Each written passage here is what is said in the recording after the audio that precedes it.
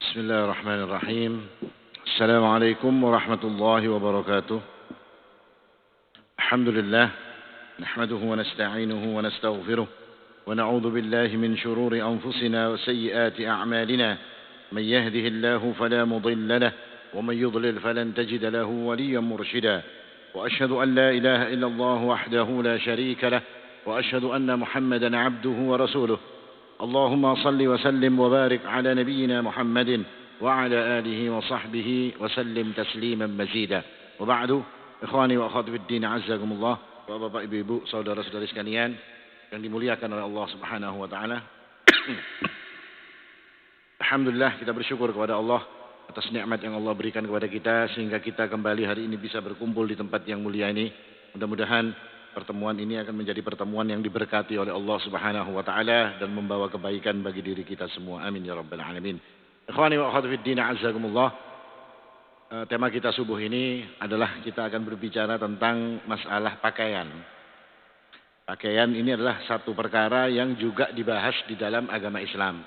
Artinya syariat Islam ini berbicara tentang pakaian. Artinya urusan yang kecil seperti ini saja di dalam Islam ini diberikan aturan. Dan tujuan pakaian di dalam Islam itu ada dua. Yang pertama adalah sebagai zinah, sebagai perhiasan. Dan yang kedua, pakaian itu gunanya untuk menutup aurat. Sebagaimana Allah Subhanahu wa taala katakan, "Ya bani Adam, khudhu zinatakum 'inda kulli masjid." Wahai anak Adam, pakailah pakaian kalian ini setiap kali masuk masjid. Istilahnya setiap kali di masjid pakailah pakaian ini tadi, yang disebut pakaian di sini oleh Allah disebut sebagai zinah, disebut sebagai perhiasan. Dan pakaian juga digunakan untuk menutup aurat. Artinya ini berbeda dengan konsep-konsepnya orang barat misalnya. Bedanya dengan konsep-konsepnya orang di luar Islam. Orang di luar Islam yang namanya pakaian itu ya sekedar untuk fashion, untuk tren, untuk keindahan saja. Mereka tidak memperhatikan aspek bahwasanya pakaian itu harus menutup aurat. Itu tidak dilakukan oleh mereka. Nah, ini salah satu dalil dari Al-Quran yang mengatakan bahwasanya pakaian itu dikatakan sebagai zinah oleh Allah Subhanahu wa taala. Sedangkan pakaian sebagai penutup aurat, Allah Subhanahu wa taala mengatakan, "Ya bani Adam, qad anzalna 'alaikum libasan yuwari sawatikum wa risha wa libasut taqwa dzalika khair." Allah mengatakan, wahai anak Adam, Allah Subhanahu wa taala telah menurunkan kepada kalian, telah menjadikan untuk kalian libasan, pakaian yang akan menutupi aurat kalian, warisha, dan dia juga sebagai perhiasan kata Allah Subhanahu wa taala, walibasut taqwa dzalika khair. Akan tetapi pakaian takwa, para ulama nanti berselisih pendapat, tapi kebanyakan yang mengatakan arti daripada pakaian takwa adalah pakaian yang menutup aurat. Dzalika khair kata Allah, itulah yang paling baik.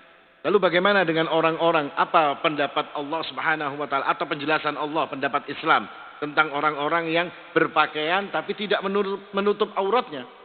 Allah Subhanahu wa taala mengatakan orang yang tidak menutup auratnya itu diibaratkan sebagai orang yang terkena fitnahnya setan.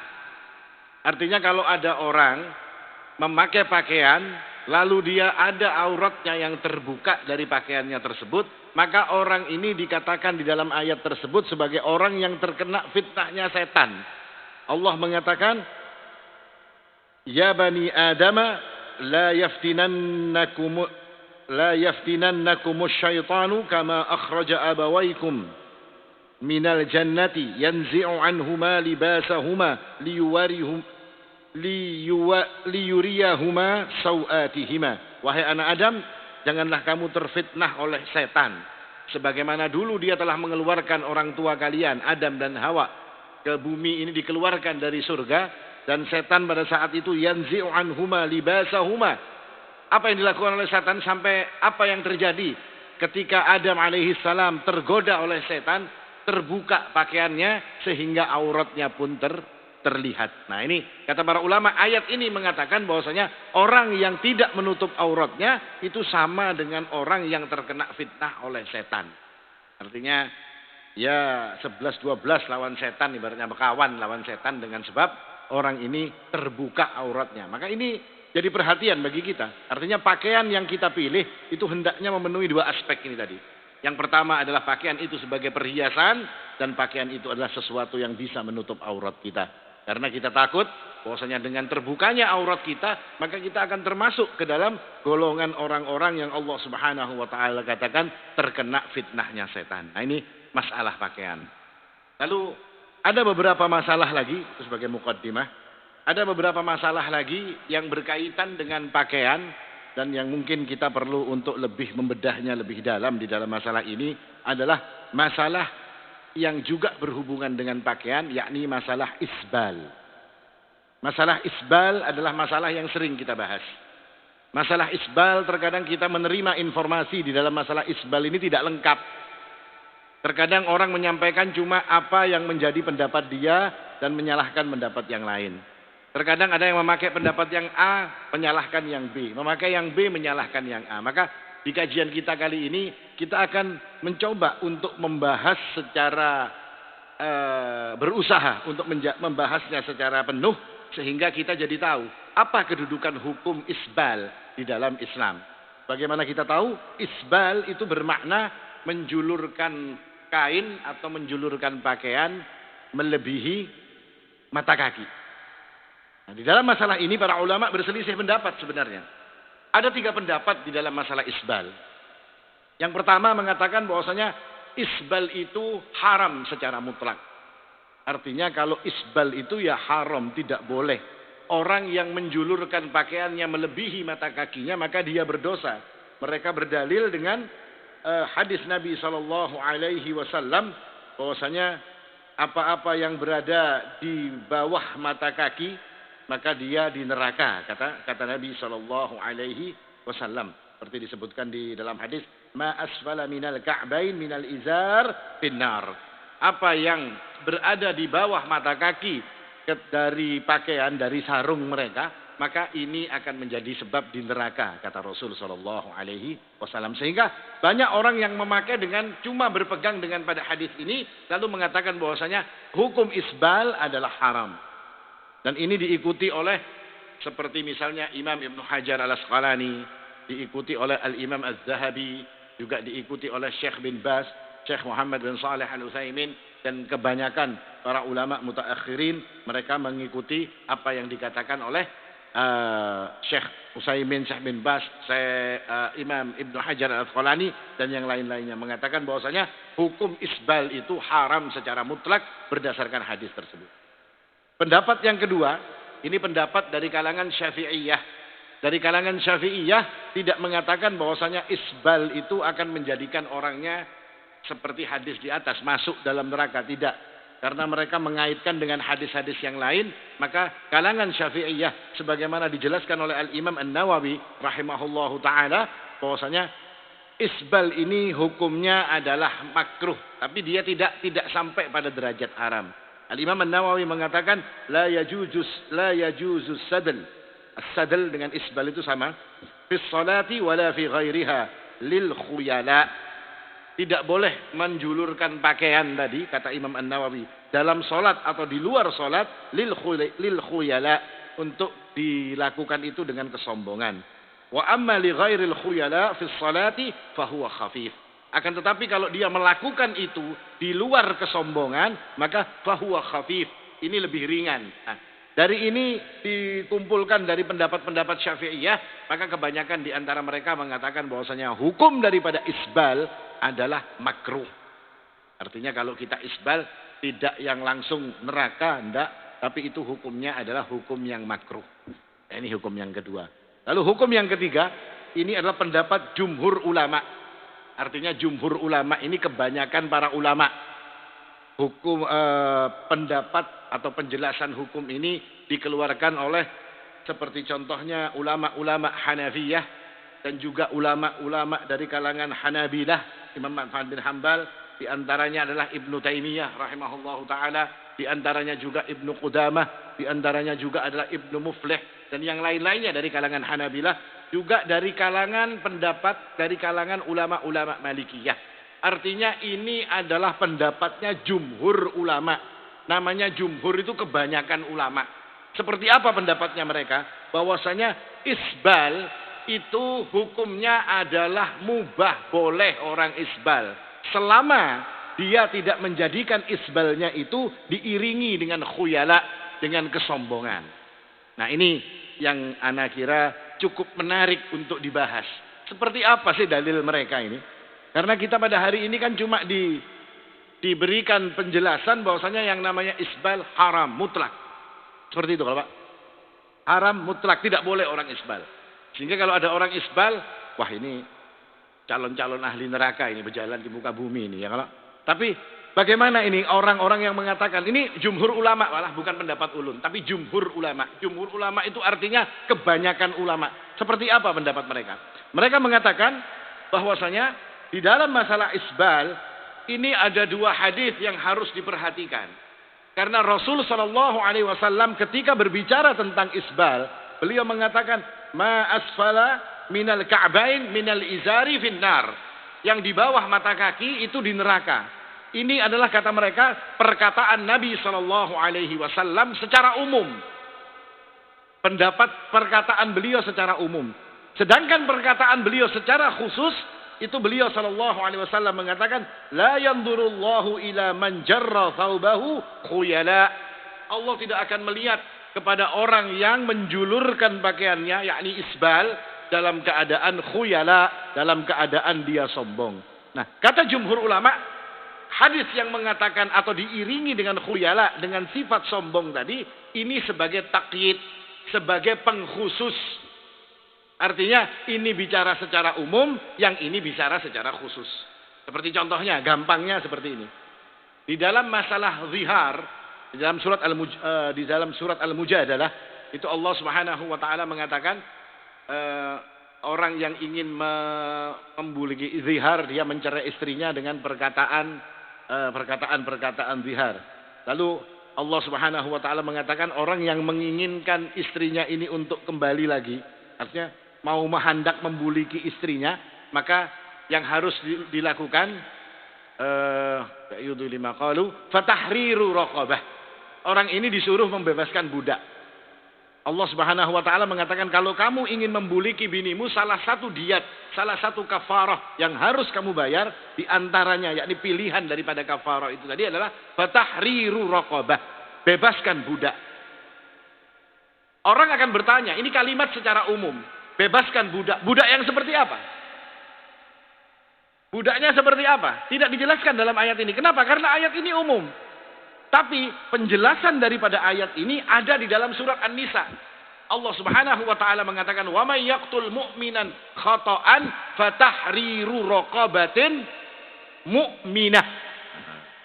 Ini pengkhususnya. Kalau di dalam surat Al-Mujadalah disuruh membebaskan budak, budaknya seperti apa? Pokoknya budak perempuan, kada tahu budaknya modelnya kayak apa.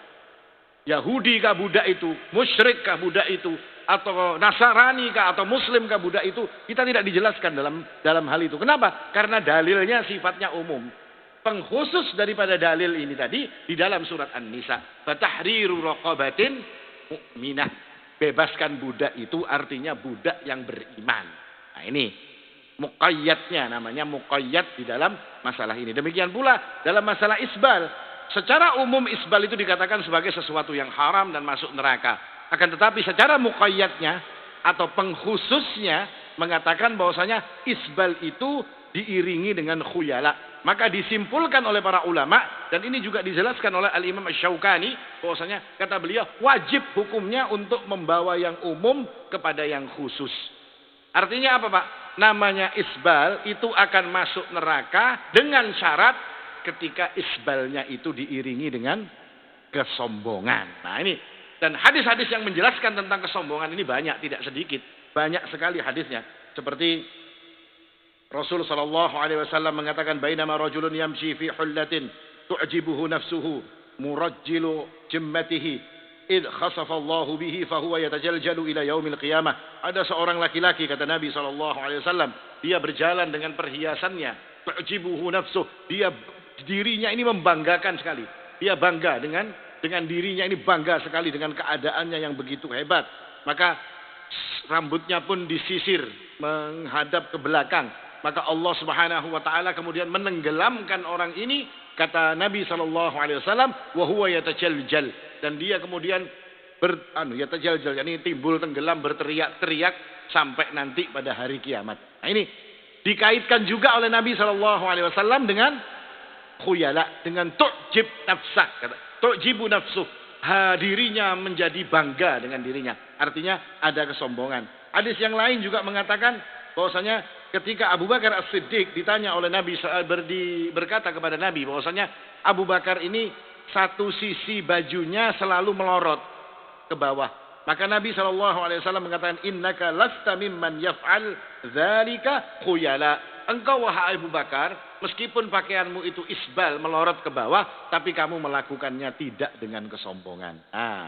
Di sini jadi kita tahu, para ulama jadi paham bahwasanya maksudnya di sini yang dilarang di dalam masalah isbal adalah ketika orang itu melakukannya dengan kesombongan. Artinya ada sombong pada dirinya ketika dia melakukan isbal tersebut, dan ini biasa terjadi di zaman jahiliyah seperti itu. Orang-orang memanjangkan bajunya itu tujuannya adalah untuk sombong.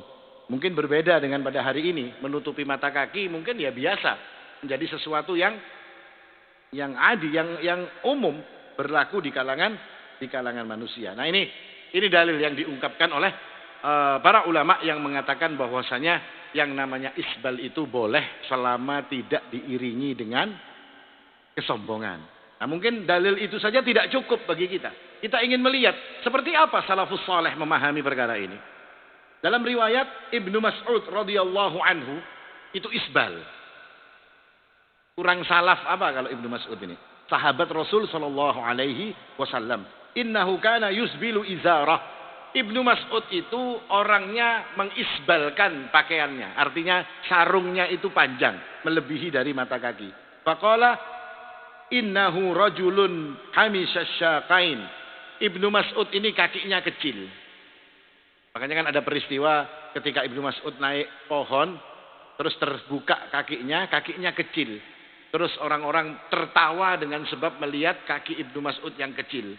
Lalu Nabi SAW marah dan beliau mengatakan, kaki yang kecil itu kalau ditimbang dibandingkan dengan gunung Uhud, maka gunung Uhud tidak ada apa-apanya dibandingkan dengan kakinya Ibnu Mas'ud. Karena ketinggian kedudukan orang ini. Nah, Ibnu Mas'ud itu isbal. Pakaiannya melebihi mata kaki. Kalau sudah dikatakan Ibnu Mas'ud isbal, berarti isbal itu melebihi mata kaki. Mungkin orang itu akan ada yang mengatakan, kan karena kakinya Ibnu Mas'ud kecil, jadi beliau sengaja untuk mengisbalkan. Kalau seandainya isbal itu haram, mau kakinya kecil, mau ada kakinya, tetap tidak boleh isbal. Jujur tidak? Namanya haram, tidak boleh untuk dilakukan. Karena adalah sesuatu yang haram. Demikian pula ketika ada orang yang mengatakan, tidak, Umar ibn Khattab radhiyallahu anhu, ketika pada suatu hari menjelang kematian beliau melihat ada seorang pemuda yang isbal. Dia menjulurkan pakaiannya ke bawah. Lalu beliau mengatakan kepada pemuda tersebut, wahai fulan, yakni angkat sarungmu, fa innahu atqa li rabbik wa anqa li thawbik. Ya kan? Angkat pakaianmu karena itu adalah atqa li rabbik, lebih menunjukkan ketakwaanmu kepada Allah dan lebih bersih untuk pakaianmu. Nah, ini bukan dalil untuk mengatakan bahwasanya isbal itu haram. Tidak. Seandainya isbal itu haram, tentu Umar ibn Khattab tidak akan mengatakan yang seperti itu. Angkat pakaiannya supaya lebih bersih. Umar tidak akan mengatakan yang seperti itu. Dan kita tahu seperti apa karakter Umar ibn Khattab. Kalau ada sudah orang salah, Umar ibn Khattab itu kalau salahnya berat, itu nang diingkuti sidin langsung gagangnya pedang. Ya Rasulullah, da'ni adribu unuqah. Wahai Rasulullah, biarkan aku penggal leher orang ini. Itu perkataan Umar ibn Khattab. Artinya kalau ada orang salah, dia tidak mungkin untuk mendiamkannya. Tapi dia mengatakan seperti itu sebagai bentuk anjuran. Kenapa dianjurkan? Karena beliau melihat orang ini mungkin akan menjadi sombong dengan sebab itu. Atau mungkin bajunya akan menjadi kotor. Atau mungkin perkara-perkara yang lain dalam pertimbangan Amirul Mukminin Umar ibn Khattab. Tapi yang jelas beliau tidak memandang itu sebagai sesuatu yang haram. Artinya cuma disuruh, tolong diangkat pakaiannya. Ujar Umar ibn Khattab. Nah, ini beberapa yang dilakukan oleh salafus saleh. Yang lain juga dilakukan oleh Ibnu Abbas radhiyallahu anhu. Padahal hadis-hadis tentang ini juga dikeluarkan oleh para sahabat Rasulullah sallallahu alaihi wasallam. Beliau ini kalau pakai sarung, arkha muqaddama izarihi hatta taqa'a hasyiyatuhu ala dhahri qadamih. Ibnu Abbas ini kalau pakai sarung, itu bagian depan sarungnya itu selalu kena punggung kakinya. Artinya kalau kena punggung kaki kira-kira isbal tidak? Kalau pian ukur kira-kira kena punggung kaki, pasti isbal. Nah ini pakaian modelnya yang dipakai oleh Ibnu Abbas radhiyallahu anhu. Ini salafus saleh memakai yang seperti itu. Yang lain lagi dari kalangan salafus saleh adalah Umar bin Abdul Aziz. Umar bin Abdul Aziz ini punya ciri, pakaiannya itu, ujung daripada pakaiannya itu antara mata kaki dengan tali sandal jepitnya. Tali sandal jepit itu kira-kira di bawah mata kaki atau di atas, Pak? Di bawah kalau. Nah, Umar bin Abdul Aziz itu antara mata kaki dengan tali sandal jepitnya. Dan ini menunjukkan bahwasanya beliau rahimahullahu taala adalah isbal. Demikian pula kalau kita lihat riwayat-riwayat berkaitan dengan salafus saleh seperti Ibrahim An-Nakhai rahimahullahu taala, ini beliau pun isbal. Loh, kenapa sekarang salafus saleh itu kok pada isbal semunyaan? Karena mereka memahami perintah atau larangan Nabi sallallahu alaihi wasallam itu secara komplit.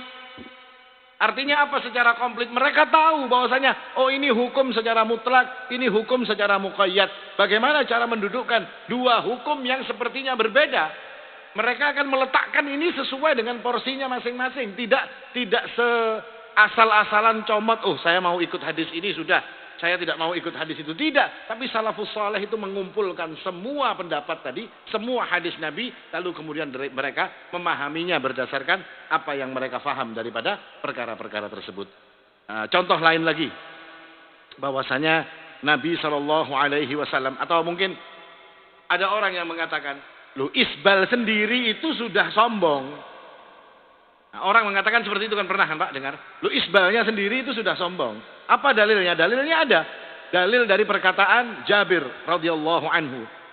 Bahwasanya beliau ini mengatakan, warfa' izarak ila nisfis saq, fa in abaita fa ilal ka'bain, wa iyyaka wa isbalil izar. Wa iyyaka wa isbalil izar, fa innaha minal makhilah. Innallaha la yuhibbul makhilah. Irfa' izarak, angkat sarungmu, kata Jabir, ila nisfis saq, sampai setengah betis. Fa in abaita fa ila ka'bain. Kalau kamu tidak suka setengah betis, maka sampai mata kaki saja. Wa iyyaka wa isbal. Hati-hati engkau dengan isbal. Fa innaha minal makhilah. Sesungguhnya isbal itu termasuk dari makhilah. Nah ini jadi catatan perkataan Jabir ini tadi, jadi catatan dari para ulama. Kenapa? Saya mau tanya, sombong itu tempatnya di mana? Sombong di mana? Di hati. Sombong itu di hati. Bagaimana mungkin kata para ulama satu perbuatan zahir itu dikaitkan dengan perkara yang ada di hati? Kata para ulama tidak bisa, karena bisa jadi kata para ulama orang yang isbal itu bisa jadi di dalam hatinya ada kesombongan dan di dalam hatinya juga tidak ada kesombongan. Karena sombong itu tempatnya di hati dan tidak boleh kita memastikan orang yang memakai sesuatu itu adalah dia sombong. Makanya sahabat ketika Nabi berbicara tentang sombong, sahabat itu langsung tanya, wahai Rasulullah, bagaimana dengan orang yang suka dengan pakaian bagus? Bagaimana dengan orang yang suka dengan sandal yang bagus? Apakah itu bentuk kesombongan? Tidak, kata Nabi. Itu bukan sombong. Sombong itu nanti Nabi menjelaskan, batarul haq wa ghamtun nas. Semua ada kaitannya dengan urusan hati. Tidak bisa sombong dilihat daripada zahirnya seseorang. Misalnya Ustadz Karim ke masjid sini misalnya naik helikopter. Mau dipadahkan sombong? Ada. Kenapa? Karena sidin berisi helikopter. Daripada kada dipakai. Ya kalau kan dipakai. Tulak kemana-mana. Dipakai helikopternya daripada parkir terus. Apakah sombong kalau naik helikopter? Tidak. Sombong itu tempatnya di hati.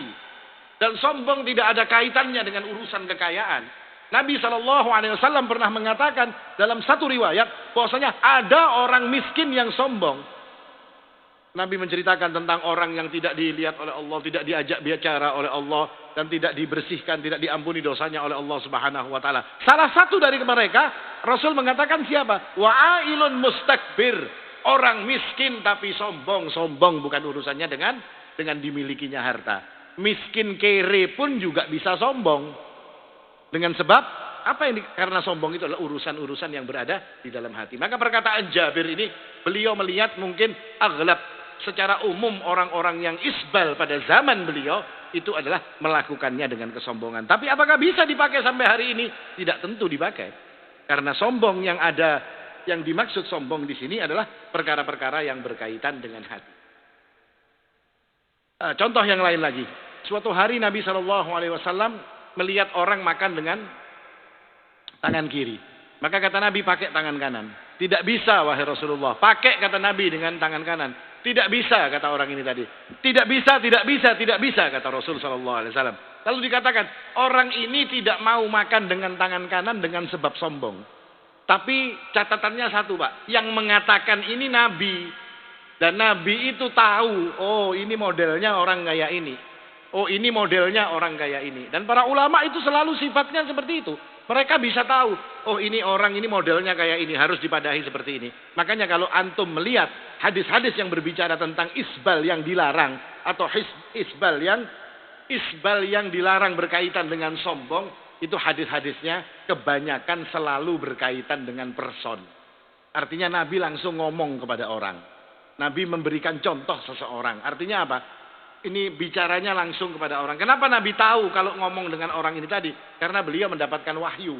Rasul SAW itu tahu keadaannya orang. Karena kadang-kadang beliau SAW ketika berbicara dengan seseorang, beliau dapat wahyu. Orang ini seperti ini. Beliau tahu. Sebagai contoh lagi. Ibnu Abbas itu pernah ditanya. Wahai Ibnu Abbas, apa hukumnya membunuh? Apa jawab Ibnu Abbas? Engkau akan kekal di dalam neraka dan tidak pernah keluar dari dalam neraka. Betul tidak omongannya ini? Betul Pak. Salah omongan Ibnu Abbas ini. Yang kekal di dalam neraka itu cuma syirik. Orang membunuh. Dia akan masuk neraka tapi dia akan lama di dalam neraka. Ketika Ibnu Abbas mengatakan engkau akan kekal di dalam neraka. Murid-murid Ibnu Abbas setelah orang ini pergi, murid-murid Ibnu Abbas protes. Wahai guru, kenapa anda berfatwa dengan sesuatu yang bertentangan dengan kitabullah? Fatwa anda itu salah, kata murid-muridnya. Karena membunuh tidak menjadikan orang kekal di dalam neraka. Meskipun orang yang membunuh dengan sengaja, itu hukumannya di dalam neraka begitu lama. Ya kan? Apa jawab Ibnu Abbas? Saya melihat orang ini datang dan bertanya kepada saya dengan mata yang merah dan wajah yang menunjukkan kemarahan. Saya takut kalau fatwa saya itu gampang. Membunuh apa hukumnya Ibnu Abbas? Ya membunuh dosa besar, nanti bisa tobat. Terus itu di nerakanya nanti bisa keluar dari neraka. Orangnya ini pasti akan membunuh seseorang, ujar Ibnu Abbas. Kalau aku katakan seperti itu, dibunuhnya orang tadi. Tapi aku katakan orang yang membunuh akan kekal di dalam neraka dan tidak akan keluar dari neraka. Tujuanku cuma satu, kata Ibnu Abbas, supaya dia membatalkan untuk membunuh orang lain. Nah ini ulama seperti itu, bijak.